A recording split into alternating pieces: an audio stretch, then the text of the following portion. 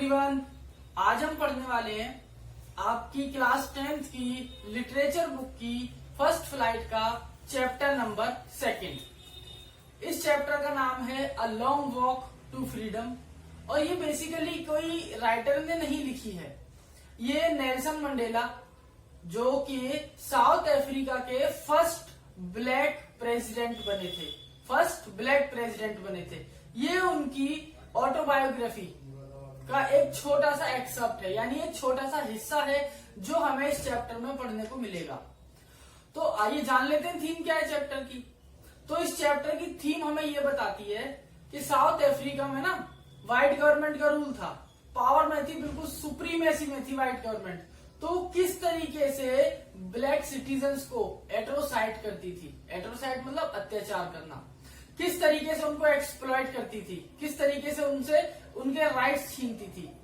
लेकिन जब black citizens ने इसका प्रोटेस्ट किया तो उस प्रोटेस्ट में उनके क्या क्या स्ट्रगल्स रहे, उनके क्या क्या सेक्रीफाइसेस रहे और किस तरीके से उन्होंने व्हाइट गवर्नमेंट को हराकर अपनी जो ब्लैक गवर्नमेंट थी उसको वो रूल में लेकर आई। तो उनके जितने भी सेक्रीफाइस और स्ट्रगल्स थे वो इस चैप्टर की थीम है। और जो सेकंड और मोस्ट इंपोर्टेंट थीम है वो है अपार्थाइड सिस्टम। तो बेसिकली अपार्थाइड सिस्टम था क्या? अपार्थाइड सिस्टम का मतलब होता है जब व्हाइट गवर्नमेंट ने ब्लैक सिटीजन्स के साथ डिस्क्रिमिनेशन किया, भेदभाव किया। सारे रूल्स किसके लिए? ब्लैक के लिए। अगर कुछ भी राइट छीनना है, कोई भी राइट छीनना है, कुछ भी गलत करना है, किसके साथ? ब्लैक के साथ। तो इस सिस्टम को, इस डिस्क्रिमिनेशन सिस्टम को बोला गया था अपार्थाइड सिस्टम। और ब्लैक सिटीजन्स ने इस अपार्थाइड सिस्टम को हटाने के लिए जो भी स्ट्रगल्स किए वही आपकी इस चैप्टर की पूरी थीम है। और ये थीम हमें जिस बंदे की तरफ से बताई जाती है वो है नेल्सन मंडेला सर। चलिए अब आगे बढ़ते हैं, बात करते हैं कैरेक्टर्स की। तो कैरेक्टर्स तो बहुत है इस चैप्टर में, लेकिन 4 कैरेक्टर हैं जो आपको हर हाल में at any how you have to remember them, जो आपको याद करने ही होंगे। तो सबसे पहले कैरेक्टर है हमारे नेल्सन मंडेला जी। नेल्सन मंडेला जी जो साउथ अफ्रीका के फर्स्ट ब्लैक प्रेसिडेंट बने। इन्होंने अपनी एक पार्टी बनाई थी, उसके बाद इन्होंने व्हाइट गवर्नमेंट को हराया और ये बने फर्स्ट ब्लैक प्रेसिडेंट। इनके साथ जिन्होंने स्ट्रगल में उस अपार्थाइड सिस्टम को हटाने में पूरी मेहनत करी थी वो ये सारे लोग हैं जो यहाँ पर अभी आप देख सकते हैं। मिस्टर डी क्लर्क, थाबो बेकी, वॉल्टर सीजुलस, चीफ थ्यूलस, ये सब वो लोग हैं जिन्होंने इनके साथ स्ट्रगल में पार्टिसिपेट किया था। कुछ इनमें से ऐसे थे जो एक्सपायर हो गए, जो शहीद हो गए या जो मर गए। जैसे लास्ट के 3 है, वॉल्टर सीजुलस, यूसुफ दादूस और चीफ लिथ्यूलस। ये वो 3 लोग थे जो एक्सपायर कर गए थे। इसके बाद बात करते हैं सेकंड मेन कैरेक्टर। ये जो लास्ट के 3 है ये आपके मेन नहीं है इतने। पहले नेल्सन मंडेला जी क्योंकि वो तो प्रोटैगनिस्ट है। सेकंड है आपके ब्रैम फिशर। ब्रैम फिशर वो हैं जिन्होंने नेल्सन मंडेला के लिए उनके राइट हैंड की तरह काम करा, राइट हैंड की तरह। अब ब्रैम फिशर वो हैं जिन्होंने नेल्सन मंडेला को ये समझाया कि फ्रीडम असलियत में होती क्या है, what is the meaning of freedom, ये बताया था किसने? ब्रैम फिशर ने। यानी ब्रैम फिशर नेल्सन मंडेला के लिए एक इंस्पिरेशन की तरह थे। थर्ड जो कैरेक्टर है आपके वो है आपके थाबो बेकी। थाबो बेकी, ये जो है थाबो बेकी, इसमें एम साइलेंट है। तो थाबो बेकी वो थे जिन्होंने फर्स्ट डेप्यूटी प्रेसिडेंट की ओथ ली।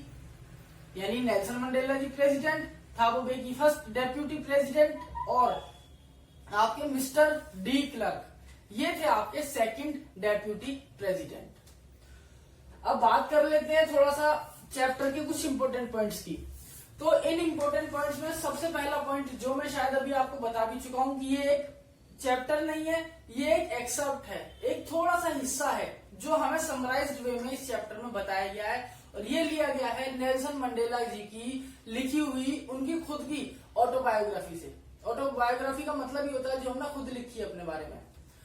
दूसरी चीज ये चैप्टर आपको बताता है अपार्थाइड सिस्टम, जो मैं ऑलरेडी आपको बता चुका हूं। अपार्थाइड सिस्टम का मतलब होता है जब ब्लैक और व्हाइट वाइट के बीच में डिस्क्रिमिनेशन हो।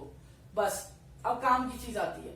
अब आपको ये याद रखना है कि ये जो अपार्थाइड सिस्टम है इसका दूसरा नाम है ह्यूमन डिजास्टर सिस्टम।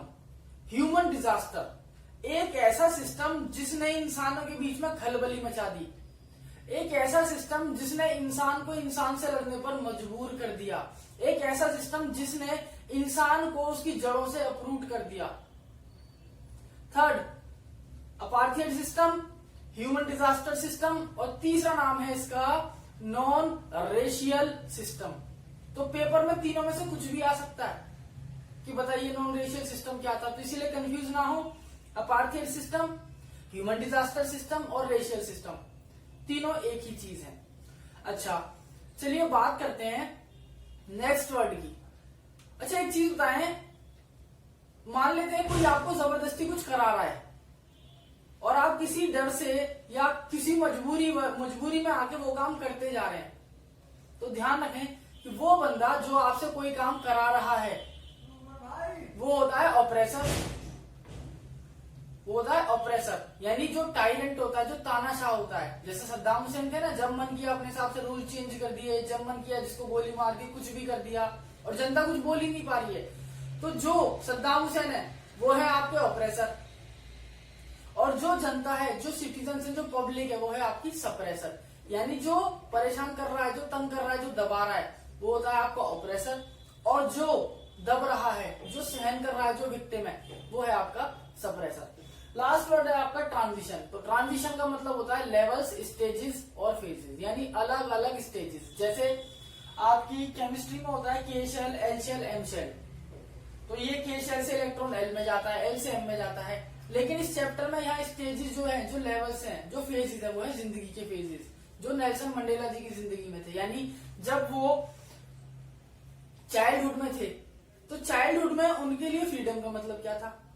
फिर जब वो के शेल से एल शेल में गए, तो वो एल शेल उनके लिए क्या बन गया, बॉयहुड बन गया। तो उस बॉयहुड में उनके लिए फ्रीडम का मतलब क्या था। उसके बाद जब वो एल शेल से एम शेल में गए, जैसे इलेक्ट्रॉन होता है ना, ट्रांजिट करता है के से एल, एल से एम, इसी तरीके से नेल्सन मंडेला जब अपनी लाइफ के अलग अलग फेज में थे, के टू एल शेल में आए, यानी वो जब चाइल्डहुड से बॉयहुड में आए, और बॉयहुड से फिर वो एडल्टहुड में आए। तो एडल्टहुड में उनके लिए फ्रीडम का मतलब क्या था।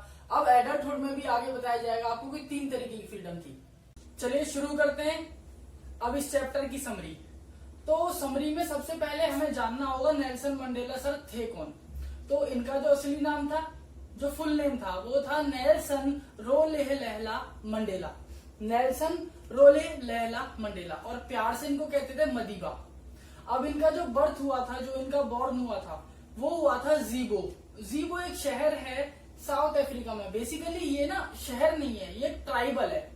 तो जीबो साउथ अफ्रीका में है, जहां नेल्सन मंडेला सर का बर्थ हुआ था, और ये हुआ था 18 जुलाई 1918 को। 2013 5th of December the legend passed away. 2013 को नेल्सन मंडेला सर हमें छोड़कर चले गए। इसके बाद बात करते हैं तो इन्होंने अपनी लाइफ में क्या क्या काम किए। तो सबसे पहले लॉयर, लॉयर के बाद ये बने एक सोशल रिफॉर्मर या एक सोशल वर्कर। इसके बाद ये एक पैट्रियट थे, जैसा कि पता ही है पूरे चैप्टर में, ये बहुत अच्छे पैट्रियट थे। इसके बाद एक बहुत ही शानदार पॉलिटिशियन, एक्सट्रीमली टैलेंटेड पॉलिटिशियन, जिन्होंने पूरी जो गवर्नमेंट थी इसको चेंज ही करके रख दिया। अब बात करते हैं थोड़ा सा इनके अर्ली कैरियर की। तो जब इन्होंने अपनी आवाज उठाई थी अपार्थाइड सिस्टम या व्हाइट गवर्नमेंट के अगेंस्ट, तो इनको 27 इयर्स के लिए जेल में डाल दिया गया। 27 years of his life he was imprisoned. Word याद रखना, इम्प्रिजन्ड। अब जब इनको जेल में डाल दिया जाता है तो 27 साल जेल में रहे। उसके बाद कुछ ये बताया जाता है कि जो व्हाइट गवर्नमेंट थी, उनकी पार्टी का नाम था अमेरिकन डेमोक्रेटिक फ्रंट। ये याद करना होगा आपको, अमेरिकन डेमोक्रेटिक फ्रंट। तो American democratic front white government थी, अब इन्हीं का रूल था। तो इनको हराने के लिए जो ब्लैक सिटीजन्स थे, उन्होंने पार्टी बनाई, उसका नाम था American national Congress. American national Congress, जब ये पार्टी बनी American national Congress black citizens की, तो इसमें जो भी आपने पीछे नाम पढ़े थे, सेबिक वॉस, डेडूस, थीसियस, Bram Fischer, De Klerk, Nelson Mandela, ये सब लोग जो थे ये इस पार्टी के पिलर्स थे। इस पार्टी ने, अमेरिकन नेशनल कांग्रेस ने अमेरिकन डेमोक्रेटिक फ्रंट को हराया और हराने के बाद Nelson Mandela became the first black president of south Africa और प्रोटियाज। प्रोटियाज साउथ अफ्रीका का ही नाम है। अब बात करते हैं, जब नेल्सन मंडेला सर प्रेसिडेंट बने, तो ऑब्वियस सी बात है कि जब कोई प्रेसिडेंट बनता है तो उनकी स्पीच भी होती है। तो जब नेल्सन मंडेला सर अपनी स्पीच देने जाते हैं तो उससे पहले इनको ओथ लेनी थी, शपथ लेनी थी। तो नेल्सन मंडेला सर जब शपथ ले रहे थे, इनसे पहले दो बंदे थे, दो इनके पिलर्स थे, दो इनके राइट हैंड थे जिन्होंने शपथ ली। सबसे पहले मिस्टर डी क्लर्क और उसके बाद थाबो बेकी, ये भी हम पढ़ चुके हैं। तो थाबो बेकी और मिस्टर डी क्लर्क ने as a first deputy president और as a first second deputy president इन्होंने इस तरीके से अपनी शपथ ली। अब एक काम की चीज आती है, जब इन्होंने शपथ ली ना, तो वहां जो ऑडियंस थी उनमें नेल्सन मंडेला सर की बेटी भी बैठी हुई थी, जिनका नाम था ज़ेनानी, ZENANI, वो भी वहां बैठी हुई थी। अब जब बारी आती है नेल्सन मंडेला सर की, ये अपना ओथ लेते हैं। ओथ लेने के बाद ये कहते हैं कि भाई I will uphold the constitution, मैं कॉन्स्टिट्यूशन को, मैं संविधान को सबसे ऊपर रखता हूं, कोई ब्लैक नहीं, कोई व्हाइट नहीं, सब बराबर है। जो उन्होंने हमारे साथ किया, हम उनके साथ बिल्कुल वैसा नहीं करेंगे, बिल्कुल we will live like brotherhood and fraternity. ठीक, अब इसके बाद वो ये कहते हैं कि आज का जो दिन है ना, आज का जो दिन है ये ऑटम डे है। ऑटम मतलब पतझड़, यानी वो सीधे सीधे ये कहते हैं कि अब जो व्हाइट गवर्नमेंट थी उनका जो सूरज है वो छिप चुका है और अब हमारा सूरज निकल चुका है। यानी अब एक तरीके से बुराई खत्म हो चुकी है और अच्छाई आ चुकी है। और वो अच्छाई सिर्फ ब्लैक के लिए नहीं है, वो व्हाइट के लिए भी है। सबको सबके बराबर राइट्स दिए जाएंगे, कोई भी आउटलॉ मतलब लॉ ब्रेक नहीं होगा। अब इसके बाद क्या होता है, नेल्सन मंडेला सर जो है वो हमें ये बताते हैं कि जहां उन्होंने अपनी ओथ ली, जहां थाबो बेकी और डी क्लर्क ने ओथ ली, वो जगह जो थी उसका नाम था एम्फी थिएटर। जैसे हमारे यहाँ संसद होती है, तो ऐसे ही इनके यहाँ एक जगह है एम्फी थिएटर। वो जगह जो थी वो सिर्फ पहले व्हाइट सिटीजन्स और व्हाइट गवर्नमेंट के लिए अलाउ थी, लेकिन पहली बार कोई ब्लैक सिटीजन उस एम्फी थिएटर में एंटर कर रहा था। तो इसीलिए वो ये कहते हैं ये दिन एक ऑटम का दिन है, क्योंकि हमने एंटर कर दिया, हमारी गवर्नमेंट आ गई, अब सबके लिए अच्छा होगा।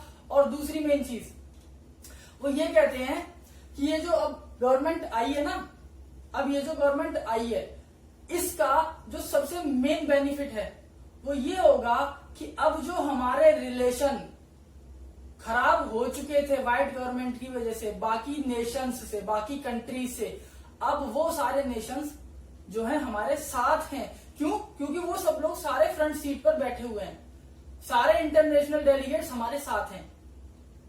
अब हम इनके साथ अपने रिलेशंस अच्छे करेंगे और अफ्रीका को हम एक बहुत अच्छा देश बना देंगे, एक बहुत डेवलप्ड कंट्री बना देंगे। तो इनकी स्पीच में जो जो चीजें हैं ये सब आपको बहुत अच्छे से याद रखनी है स्पीच में। पहला आपको याद रखना ऑटम डे, दूसरा आपको याद रखना एम्फी थिएटर, और तीसरा आपको याद रखना ये कि इन्होंने सबसे पहले जब अपनी स्पीच शुरू करी तो सबसे पहले इन्होंने ना अपनी सिटीजन्स को थैंक यू बोला, ना फ्रीडम फाइटर्स को, ना ही वो जो एक्सपायर हो गए या जिन्होंने साथ दिया। सबसे पहले इन्होंने किसका थैंक यू बोला? इन्होंने थैंक यू बोला इंटरनेशनल डेलीगेट्स का, इंटरनेशनल लीडर्स का। रीजन, इन्हें अपने रिलेशंस उनके साथ बहुत अच्छे करने थे। और दूसरा रीजन ये था कि अगर हमारे रिलेशन किसी के साथ खराब है तो इसका मतलब ये है कि इनडायरेक्टली उसका इम्पैक्ट हमारे ऊपर भी पड़ता है, हमारी इकोनॉमी पर भी पड़ता है। तो वो सारी चीजों को ध्यान में रखते हुए, फ्यूचर जनरेशन को ध्यान में रखते हुए उन्होंने ये थैंक यू, ये ग्रेटिट्यूड किसको दिया? इंटरनेशनल डेलीगेट्स को। ठीक, अब इसके बाद बात करते हैं, जब उन्होंने इनको थैंक यू कर दिया तो जो वहां पर आर्मी ऑफिसर्स थे, जो वहां पर पुलिस ऑफिसर्स थे, इन्होंने उनको भी स्पेशली थैंक यू बोला। इन्होंने ये बोला कि ये आर्मी ऑफिसर्स या जो पुलिस ऑफिसर्स हैं, ये वही ऑफिसर्स हैं जो आज मेरी सेवा में हैं। ये कल भी मेरी सेवा में थे, लेकिन डिफरेंस क्या है? आज जो मैं कहूंगा ये वो करेंगे, कल जो ये कह रहे थे वो मैं कर रहा था। यानी ये वही पुलिस ऑफिसर्स हैं जिन्होंने कल मुझे हथकड़ी पहनाई थी, हैंडकफ्स पहनाई थी, लेकिन आज ये मेरी सर्विस में खड़े हैं। तो ऐसा नहीं है कि मैं इनको ह्यूमिलिएट कर रहा हूं, मैं इनकी रेस्पेक्ट करता हूं और बहुत करता हूं और करता रहूंगा, और मेरे साथ के जितने लोग हैं सब इनकी रेस्पेक्ट करेंगे। इसका रीजन बताते हैं वो। भाई कोई हमारे साथ गलत कर रहा है तो वो इंसान तो हमें दुश्मन नजर आएगा, but Nelson Mandela sir, instead of saying that he is a demon, he is a devil because he did wrong to me, उन्होंने ये नहीं बोला कि इसने मेरे साथ गलत किया तो मेरा दुश्मन है। वो क्या बोलते हैं? वो ये बोलते हैं कि जब मैं जेल में था 27 इयर्स के लिए, तो मेरे बहुत सारे एक्सपीरियंस रहे, और उन एक्सपीरियंस में एक एक्सपीरियंस ये रहा कि वो जो पुलिस ऑफिसर्स थे, वो जो गार्ड्स थे, वो जो कांस्टेबल्स थे, उन्होंने कभी भी मेरे साथ इल ट्रीट नहीं करा। इल ट्रीट, मिस ट्रीट मतलब कोई भी गलत व्यवहार नहीं किया। दूसरी चीज, अब जहां से आपके एक्सट्रैक्ट आते हैं, जहां से आपके बहुत इंपॉर्टेंट क्वेश्चंस आते हैं, पहली चीज वो ये बताते हैं, no one is a born criminal, कोई भी जन्म से अपराधी नहीं होता, और ये लोग अपराधी नहीं है। दीज वर द ऑपरेसर्स, ये ऑपरेसर थे कुछ समय के लिए, इन्होंने हम पर तानाशाही करी, टायरेंसी करी, तो कुछ समय के लिए ऑपरेसर थे और हम सप्रेसर थे।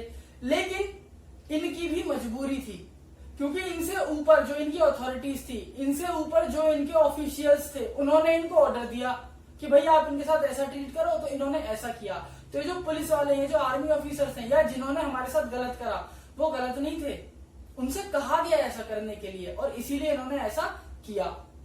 तो ये आपको एक्सट्रैक्ट याद रखना है, no one naturally hates anyone, no one naturally hates anyone. अब इसके बाद वो ये बताते हैं कि courage is not the absence of fear but the victory और ट्रायम्फ इज ओवर इट। वो ये कहते हैं कि ये जो करेज होता है, करेज मतलब साहस, हिम्मत, ये जो करेज होता है ना, इसका मतलब ये नहीं है कि हमारे अंदर डर गायब हो गया तो हम साहसी हो गए, नहीं। डर ना होना साहस नहीं होता, या हम किसी से नहीं डरते तो इसका मतलब ये नहीं कि हमें साहस है। मतलब क्या है? करेज is not the absence of fear but the victory is over it. जब हम अपनी जीत हासिल कर लेते हैं, जब हम विक्ट्री पा लेते हैं, जब हम अपनी डेस्टिनेशन पहुंच जाते हैं, जब हमें जो चीज चाहिए वो हमें मिल जाती है विद अ राइट एटीट्यूड, एक सही तरीके से, और हम अपने डर पे काबू पाते हैं, खत्म नहीं करते, उस पर काबू पाते हैं, उसको कंट्रोल करते हैं। तो जब when we have the senses to control, to limit our fear, जब हम अपने डर पे काबू पाते हैं, उसके बाद ही हमें जीत मिलती है। डर को खत्म नहीं करना जरूरी, डर पे काबू पाना जरूरी है। जब आप डर पे काबू पा लेते हैं, वहीं आपकी जीत हो जाती है। किसी ने बहुत अच्छी बात कही है, the moment you think that you are failed was the moment of your win. जिस पल आपको ये लगता है ना, जिस मोमेंट आपको लगता है यार मेरे से होगा नहीं, वो तो हार गया, वो वही मोमेंट था जब आप जीत सकते थे। तो सेम चीज वो ये बताते हैं यहाँ पर कि करेज जो होता है, उसका मतलब ये नहीं है कि भाई मेरे अंदर जो है डर ही नहीं है ना, डर से मतलब नहीं है, मतलब किस चीज से? उस डर पे काबू पाने से। और जिस दिन आप उस डर पे काबू पा लेते हैं, आपकी जीत फिक्स है। फिक्स नहीं होगी तो आप कुछ लर्न करेंगे, जो इन्होंने अपने 27 इयर्स के एक्सपीरियंस में किया। अब इसके बाद फाइटर जेट्स आ जाते हैं। तो ये जो फाइटर जेट्स हैं, ये कुछ स्टंट्स दिखाते हैं, दे परफॉर्म स्टंट्स, बहुत अलग अलग तरीके के स्टंट्स करते हैं, लोग खड़े होकर इनको सैल्यूट भी करते हैं। इसके बाद होता क्या है कि ये जो फाइटर जेट्स हैं, ये धुआं निकल रहा होता है इनमें से। तो जब इनमें से स्मोक निकल रहा होता है, तो आप एक वर्ड याद करेंगे, बीनीथ, स्मोक बीनीथ, यानी इन फाइटर जेट्स के पीछे से धुआं निकल रहा होता है। तो जब वो धुआं निकलता है फाइटर जेट से, तो वहां आसमान में साउथ अफ्रीका का फ्लैग बन जाता है, साउथ अफ्रीका का झंडा बन जाता है। और ये जो झंडा है, ये जो इन्होंने स्टंट किया, ये किस लिए था? अपने देश के लिए, अपना लव, अपना अफेक्शन, अपनी रेस्पेक्ट, अपने देश के लिए रेस्पेक्ट और अपनी परफेक्शन दिखाने के लिए था कि साउथ अफ्रीका भी किसी से कम। तो फ्रेंड्स, जैसे ही फाइटर जेट्स फ्लैग बनाकर जाते हैं, उसके बाद नेल्सन मंडेला सर हमें ये बताते हैं कि साउथ अफ्रीका में ना अब तक 2 तरीके की गवर्नमेंट आई है। तो जो पहले की गवर्नमेंट थी व्हाइट गवर्नमेंट, जिसका नाम था अमेरिकन डेमोक्रेटिक फ्रंट, वो ये कहते हैं कि ये जो अमेरिकन डेमोक्रेटिक फ्रंट या ये जो व्हाइट गवर्नमेंट है, ये थी फर्स्ट डेकेड गवर्नमेंट। डेकेड का मतलब होता है अ टाइम पीरियड और अ स्पैन ऑफ 10 ईयर्स।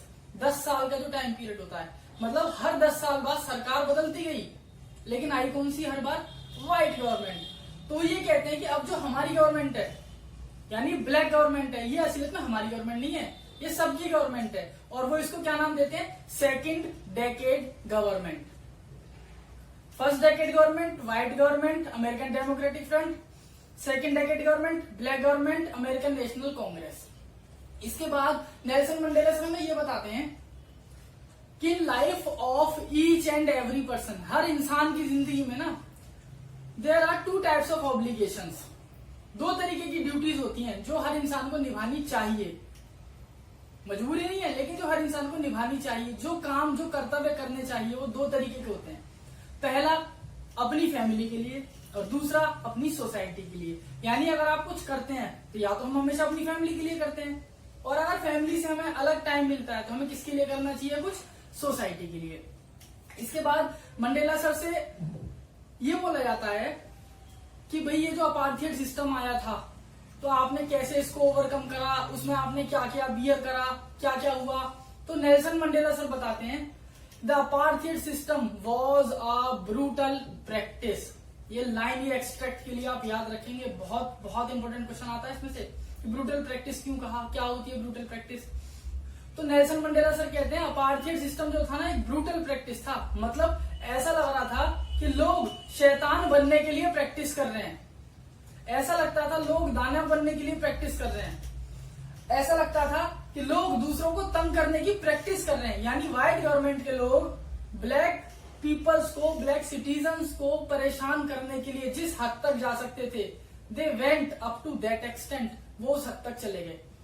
चाहे इसके लिए उन्हें कितनी भी क्रूएलिटी करनी पड़ी, कितना भी एक्सप्लॉयटेशन करना पड़ा, कितना भी उन्हें टायरेंट तानाशाह होना पड़ा, कितना भी उन्हें डिक्टेटरशिप चलानी पड़ी, अपनी चलानी पड़ी। जैसे आपने सुना होगा इराक में सद्दाम हुसैन साहब थे, तो वो अपनी चलाते थे, अपने हिसाब से वो रूल तोड़ते थे, अपने हिसाब से रूल बनाते थे। तो ऐसे इंसान को कहते हैं आउट लॉ। बहुत इंपॉर्टेंट वर्ड है आउट लॉ। आउट लॉ का मतलब होता है लॉ ब्रेकर। जब मन किया लॉ ब्रेक कर दिया। और ये कब होता है? जब डेमोक्रेटिक कंट्री नहीं होती, जब लोकतंत्र नहीं होता, सरकार चलाने वाला सिर्फ एक होता है। तो वो यही बताते हैं कि जो व्हाइट गवर्नमेंट थी वो लॉ ब्रेकर थी, वो आउटलॉड थी। आउटलॉड मतलब जब मन करता था रूल ब्रेक करती थी, और इस तरीके से उन्होंने हमें परेशान करा। और वो हमें पता है क्या कहते थे? Dark skinned people. काला नहीं बोलते थे, काला तो बोलते ही थे, लेकिन और क्या बोलते थे? Dark skinned people. ये तो काले से भी गए गुजरे हैं। तो इस तरीके से रेशियल डिस्क्रिमिनेशन हुआ हमारा। इसीलिए वो कहते हैं जो तुम्हारा अपार्थाइड सिस्टम है ये क्या था? ब्रूटल प्रैक्टिस थी। ये ह्यूमन डिजास्टर सिस्टम था, ये रेशियल सिस्टम था, ये डिस्क्रिमिनेशन सिस्टम था। इसके बाद नेल्सन मंडेला सर ये बताते हैं कि हमारे जितने भी राइट्स थे ना, अधिकार थे, वो हमसे छीन लिए गए। तो अपार्थाइड सिस्टम एक ऐसा सिस्टम था जिसने सब कुछ डिस्ट्रॉय कर दिया।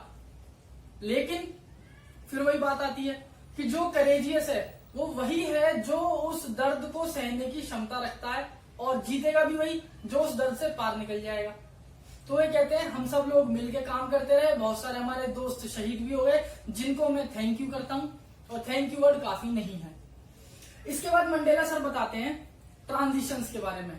देखिए दोस्तों, मैं आपको एक चीज बता देता हूँ, शायद आपको लग रहा होगा वीडियो लंबी हो रही है, बहुत बोरिंग चैप्टर है, पर यहाँ ऐसा नहीं कि आपको सब कुछ स्टेप बाय स्टेप याद करना है, सिर्फ आपको पॉइंट्स याद रखने हैं। जैसे पेपर में क्वेश्चन आ गया कॉन्स्टिट्यूएंट ऑब्लिगेशन, तो आप सिंपल लिख देंगे फैमिली ड्यूटी और सोसाइटी ड्यूटी। आपसे पूछा जाएगा कि भाई ये बताओ कि जब नेल्सन मंडेला ने 2 गवर्नमेंट के बारे में बताया तो कितने एंथम गाए गए? तो 2 तरीके के एंथम गाए गए। अगर 2 गवर्नमेंट थी तो 2 एंथम हो गए। फिर आपसे ये पूछा जा सकता है कि बताओ कितनी ट्रांजिशन के बारे में वो बात करते हैं? तो उन्होंने 3 ट्रांजिशन बताई थी। सबसे पहली ट्रांजिशन जो थी वो थी चाइल्डहुड ट्रांजिशन, जो मैं कल भी बता रहा था आपको। सबसे पहली जो पहले बताया था मैंने आपको, सबसे पहली थी चाइल्डहुड ट्रांजिशन, दूसरी एडल्टहुड, तीसरी बॉयहुड। तो सबसे पहले बात करते हैं चाइल्डहुड की, यानी जैसे ही इलेक्ट्रॉन के सेल से एल से एम शेल में जाता है, तो सिमिलरली जब एक बच्चा चाइल्डहुड में होता है तो उसके लिए उस ट्रांजिशन, अब यहाँ ट्रांजिशन का मतलब ट्रांजिशन नहीं है, ये भी मैं आपको बता चुका हूं। ट्रांजिशन का मतलब है फ्रीडम, यानी हमारे लिए फ्रीडम का मतलब क्या है, हर स्टेज पर जब हम पहुंचते हैं, छोटे होते हैं, बड़े होते हैं और बड़े होते हैं और बड़े होते हैं, तो फ्रीडम का मतलब क्या बनता चला जाता है।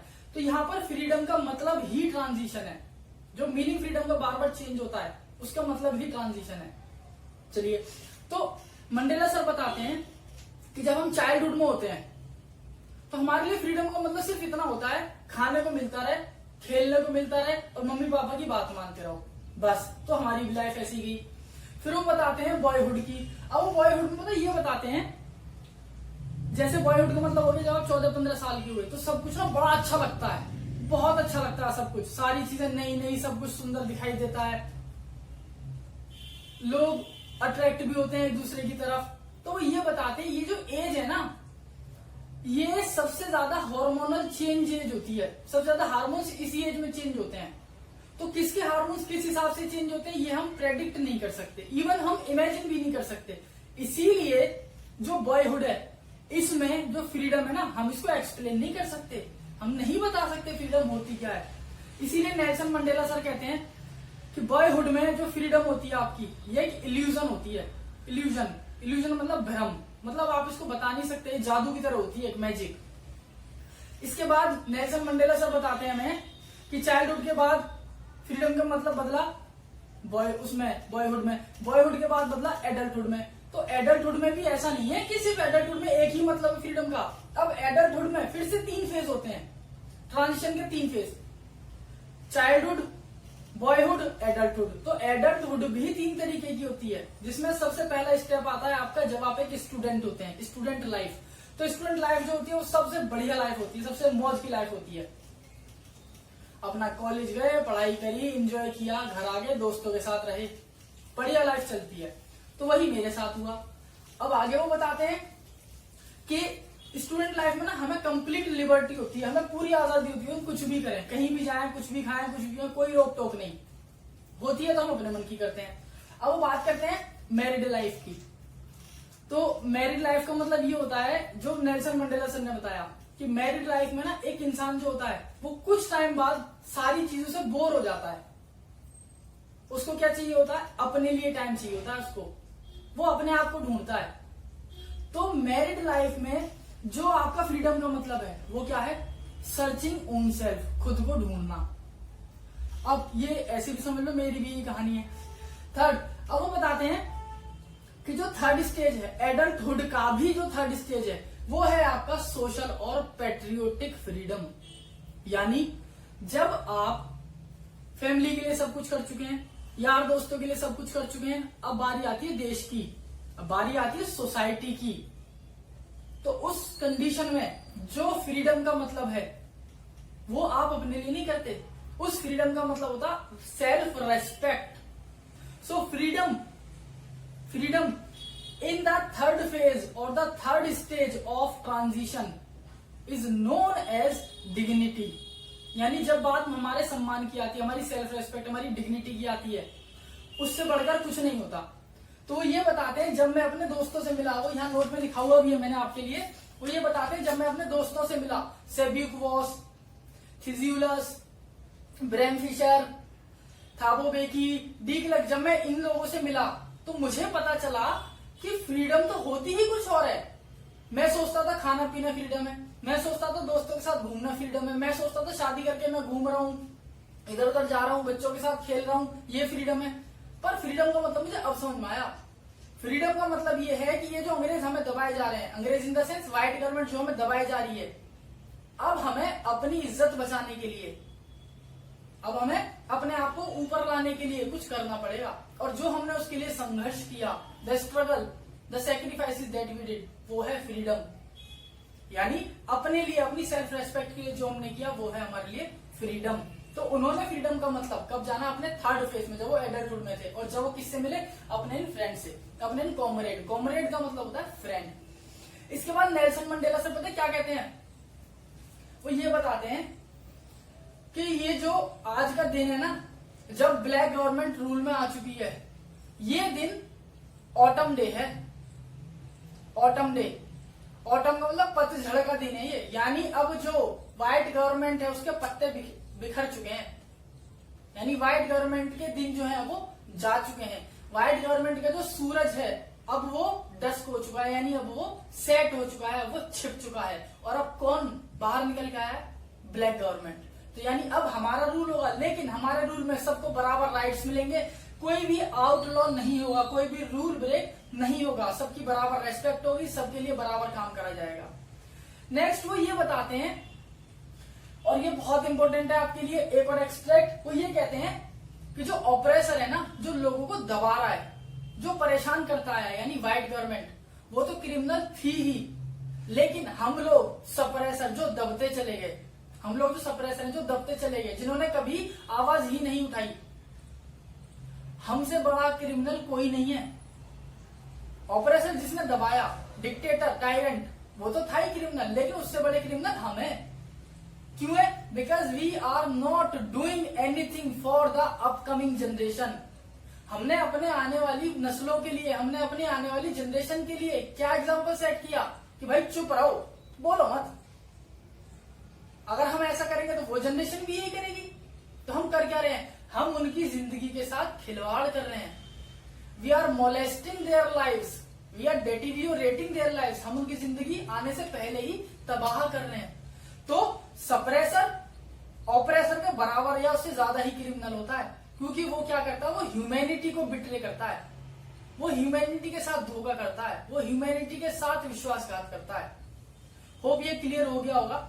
अब लास्ट में वो क्या करते हैं? वो अपने सारे सिटीजन्स को थैंक यू बोलते हैं और ये कहते हैं कि जितने भी सिटीजन्स होते हैं किसी कंट्री में, तो उस कंट्री के लिए सिटीजन्स सबसे बड़ी एसेट होती है। एसेट मतलब कैपिटल, कैपिटल मतलब वर्थ, वर्थ मतलब पूंजी, यानी जो भी ये कंट्री कमाती है वो होता क्या है? वो सब कुछ उसकी सिटीजन्स होती हैं। इसके बाद चैप्टर आपका हो जाता है खत्म। ये कीवर्ड्स हैं, बाकी तो मैं आपको बहुत सारे वर्ड्स बता चुका हूं, लेकिन ये कुछ और 3-4 कीवर्ड्स हैं जो आप यूज कर सकते हैं एक्स्ट्रा मार्क्स गेन करने के लिए। जैसे पहला है रेबेल।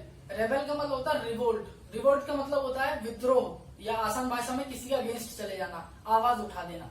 दूसरा है आपका आउटलॉज, जिस पर एक एक्सट्रैक्ट में बता चुका हूं आएगा, आता है आउटलॉज, यानी लॉ ब्रेकर, जो रूल्स को ब्रेक करता है। थर्ड है आपका डोमिनेट। डोमिनेट का मतलब होता है जब आप किसी पर अपना हक जमाने की कोशिश करते हो, इधर बाई हुक और बाई क्रोक, राजी राजी गैर राजी, मतलब साम दाम दंड भेद जब आप अप्लाई करके किसी को अपना हक जमाते हो, तो उसको हम बोलते हैं डोमिनेट करना, पावर दिखाना, किसी को ऑथोरिटी जमाना किसी के ऊपर। और लास्ट वर्ड है आपका dusk to dawn. Dusk to dawn का मतलब होता है सनसेट से सनराइज की बात, सनसेट से सनराइज का टाइम।